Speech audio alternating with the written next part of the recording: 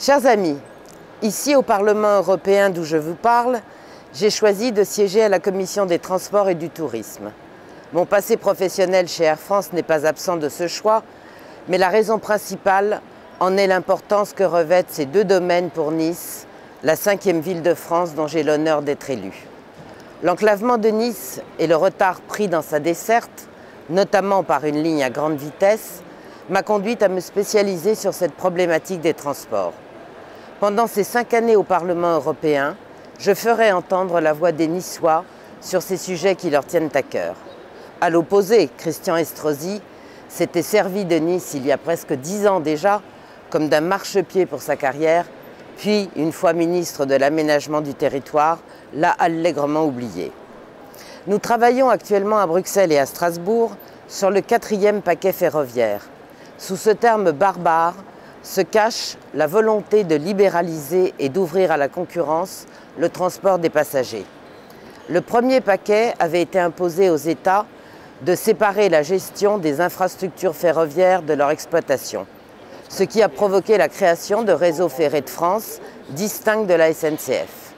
Les 2e et 3e paquets ont exigé l'ouverture à la concurrence du transport des marchandises.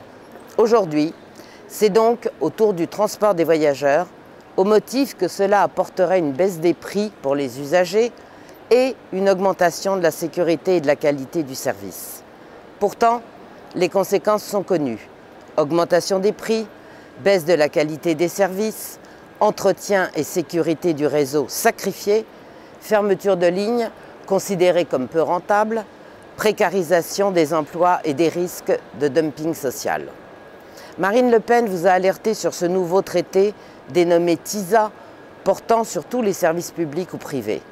L'un des objectifs de ces négociations est l'ouverture à la concurrence la plus large possible, privée et internationale des services publics. Le tout adoubé bien sûr par le PS et l'UMP. Elle a souligné, comme dans le traité de libre-échange transatlantique, que les normes dans les services de l'Union européenne devront être conformes à celles des États-Unis. On peut donc imaginer l'avenir réservé à la SNCF. Et pourtant, avec une réelle volonté et un cap politique clair, l'État aurait pourtant les moyens de mettre en place une stratégie valorisant la SNCF. À l'heure où tant de choses dysfonctionnent en France, je voudrais rappeler combien nous pouvons être fiers de notre industrie ferroviaire. Depuis 1981 et la mise en service des premiers TGV sur la ligne Paris-Lyon, la France a accumulé les exploits dans ce domaine, que ce soit en matière de vitesse ou de sécurité.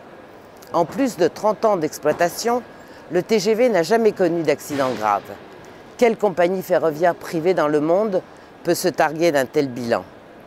Lors de l'audition du futur commissaire au transport, Mme Violeta Bulc, je l'ai interrogée sur l'absence de lien entre la mise en concurrence et la sécurité. Bien évidemment, elle ne m'a absolument pas répondu. Chers amis, vous pouvez compter sur les députés du Front National pour lutter contre l'ultralibéralisme de la Commission de Bruxelles et pour défendre notre patrimoine national et nos services publics.